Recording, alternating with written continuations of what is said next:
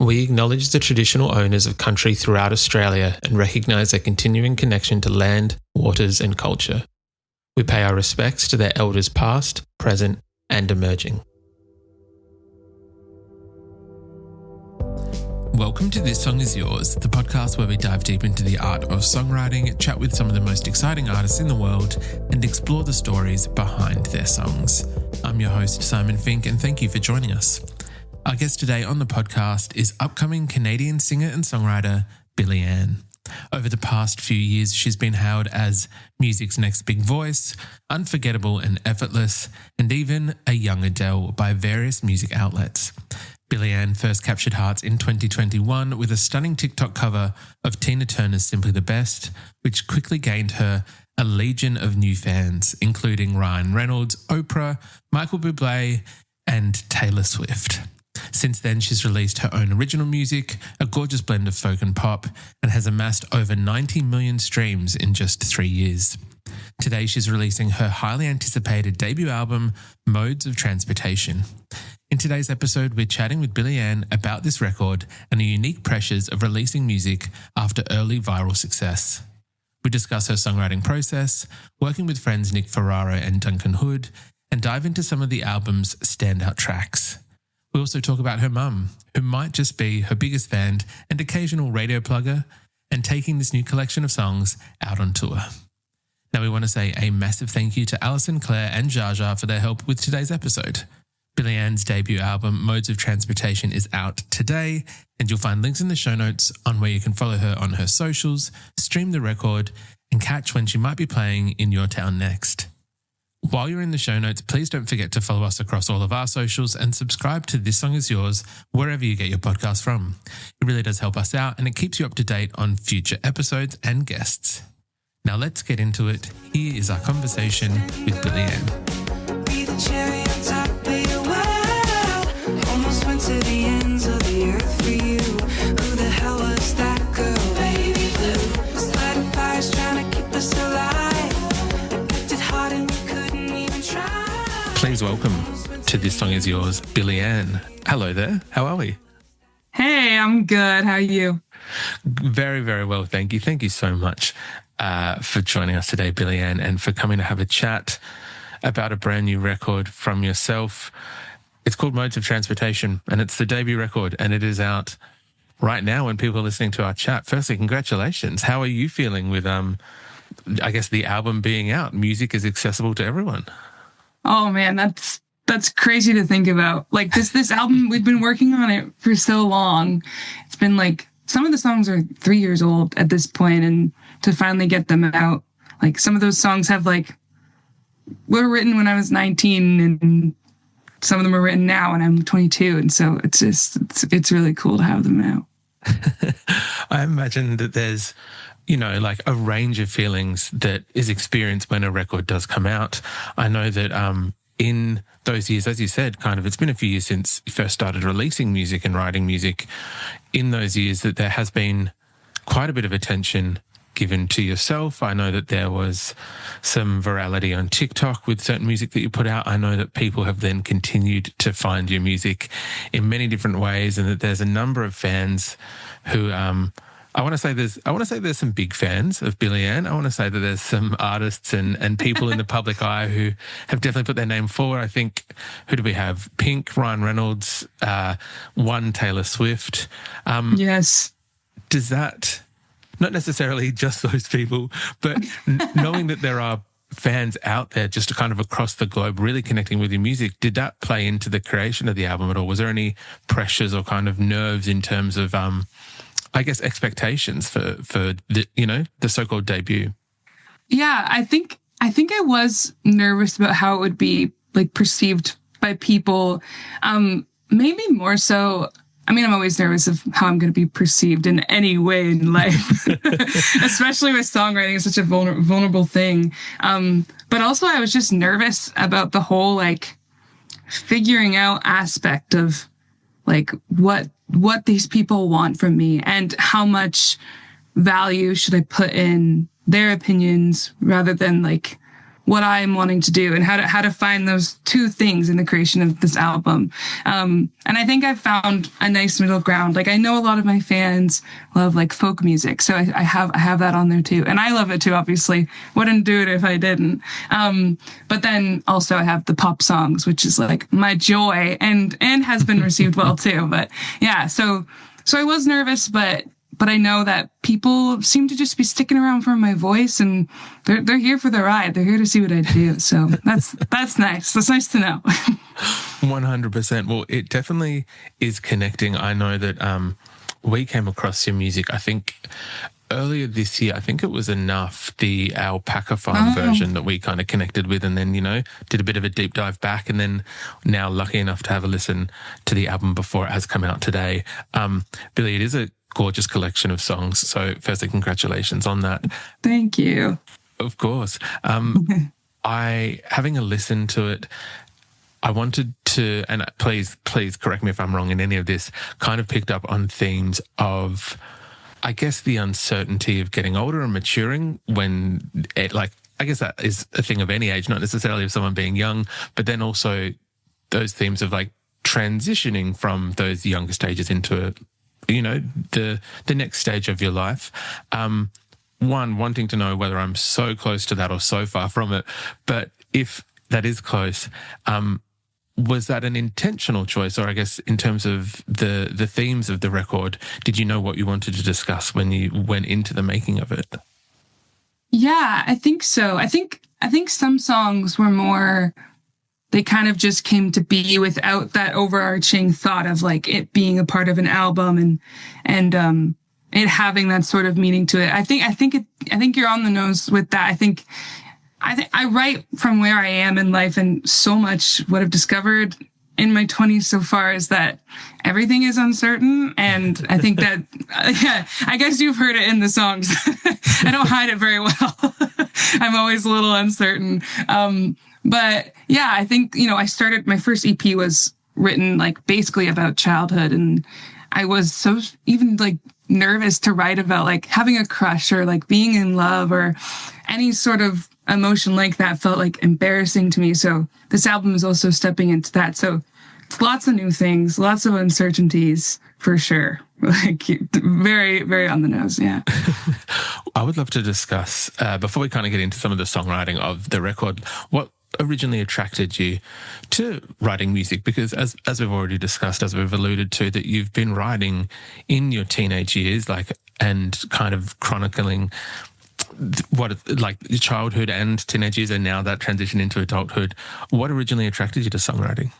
See, I can't, this is one of those things I have a hard time like pinpointing when it was, what exactly it was that made me want to be a songwriter. It just kind of was something I just did. I think I was listening to, like growing up, I would listen to Taylor Swift a lot. And like another memory is listening to Mumford & Sons with like my brothers and my sister, my whole family in the car. And I have memories of like my one brother explaining the Taylor Swift songs to me and like the meanings of them and how they can connect to one another. And my other brother with the Mumford & Sons album, he would explain the songs and what each verse meant and how the story progresses. So I think like it's those sort of moments growing up just embedded in my mind of how you can tell a story. And then I was always a singer. So I think just the two things like paired really well. And I just naturally really wanted to write songs and eventually made my way there, starting from covers, but then making my way to the original music. But I've just always loved it. I don't know. I kind of love that though. It seems like it was a natural progression of, having these influences from different family members and then coming to your own kind of journey with it. Is anyone else in your family like musically inclined? Do they make music at all? No one makes music, but I would say all my siblings are pretty like musically inclined. They can hold a harmony, they can sing. My brother used to play the piano and the trumpet. He like went to school for 1 year for music as well. And my sister was like a flute player. So we're always in bands. My brother was in theater. So we're all very artistic kids. And my parents, neither of them went into the arts like whatsoever or like did anything like that. But yeah, we all kind of ended up a little bit artistic, which is cool, I think. I absolutely love that. I did hear, where did I read? In preparation today, I did read that your mum is a big fan of the radio and getting you on the radio or something across that, if I'm correct. Yeah. Yes. Both things. She actually DMs some of the radio hosts that were playing my song last summer. She still DMs them. And she's like, she's got a new song out. And she DMs them. It's great, though. I need my mom to do that for me because I can't do that. I was going to say, you don't really need a press team if you've got mum DMing like radio hosts and doing that. That's pretty good. Nice She's work, got Mum. it down and she's doing it for free. I think that's so good. This record, I know that not only co-written with, I believe, Nick Ferrara and Duncan Hood, but also co-produced as well. And I'm curious how you found that process of kind of producing music and whether, I guess, there was things that you, I guess, previously thought were going to be one way and the preconceived notion turned out to be something different.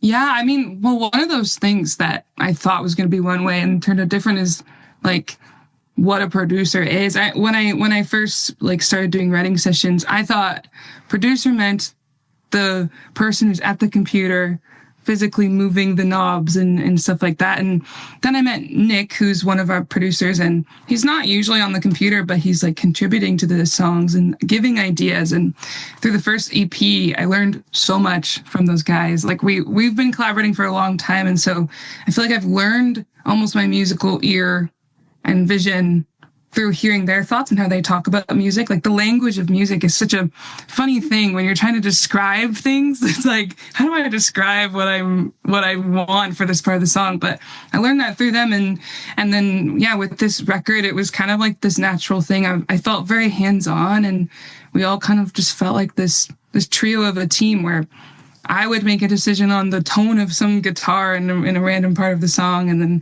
they would have different thoughts for a different part that maybe I disagreed with, and maybe they'd disagree with me. It was this constant flow.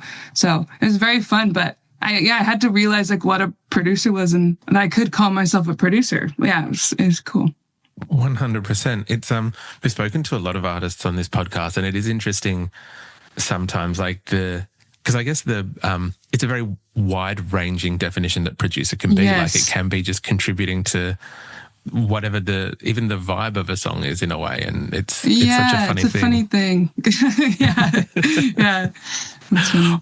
I was hoping you might be able to indulge me a little bit. As I mentioned near the start of the interview, I came across your music with Enough, the live at the Alpaca Farm version. And so on the record, listening through all of the songs, there were some gorgeous moments.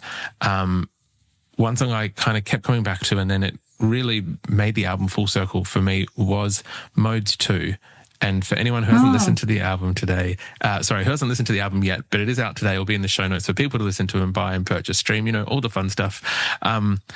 Modes 1 and Modes 2 kind of bookend the album. And I think it's a really, really gorgeous thing that you've done with it in terms of how Modes 2 wraps it up nicely, but it's in a little bit more of a... Actually, I don't even want to give it away. We'll let people listen to it. Wondering if you might be able to talk us through the decision and the creation of Modes 1 and 2 and having them kind of start and finish the record. Yeah, this is so exciting. You're the first person who's asked me this too, so I'm excited to talk about it. It's one of my favorite parts about the album that happens.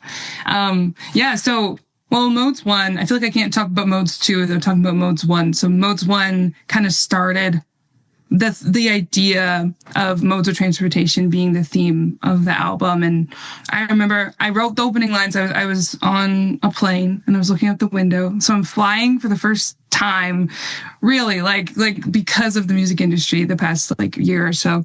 And this inspired that song. And it was, when we first wrote it, it was a full song, Modes 1 and 2.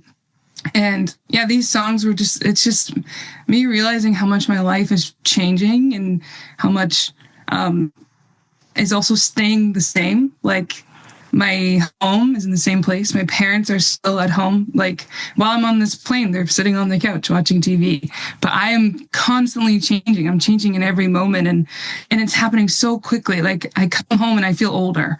So then we decided to split up the two songs, and Modes 2 is now the end of the album, and to me it feels so right. Like, yeah, talking instrumentally, that one is the guitar comes in for the first time, similar melodies, and then we get that final message at the end of the song, which maybe I'll just let people listen to it.